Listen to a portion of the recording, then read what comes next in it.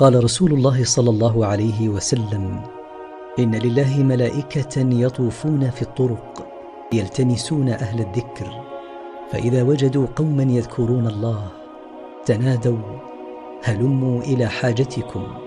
قال: فيحفونهم بأجنحتهم إلى السماء الدنيا. قال: فيسألهم ربهم وهو أعلم منهم ما يقول عبادي. قالوا: يقولون يسبحونك ويكبرونك ويحمدونك ويمجدونك. قال: فيقول: هل رأوني؟ قال: فيقولون: لا والله ما رأوك. قال: فيقول: وكيف لو رأوني؟ قال: يقولون لو رأوك كانوا أشد لك عبادة وأشد لك تمجيدا وأكثر لك تسبيحا. قال: يقول: فما يسألوني؟ قال: يسألونك الجنة. قال: يقول: وهل رأوها؟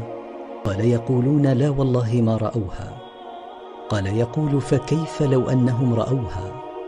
قال: يقولون لو أنهم رأوها كانوا أشد عليها حرصا وأشد لها طلبا وأعظم فيها رغبة.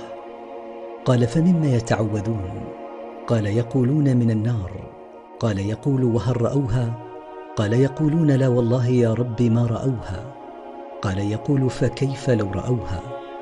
قال: يقولون لو رأوها كانوا أشد منها فرارا وأشد لها مخافة. فيقول: فأشهدكم أني قد غفرت لهم. قال: يقول ملك من الملائكة: فيهم فلان ليس منهم، إنما جاء لحاجة.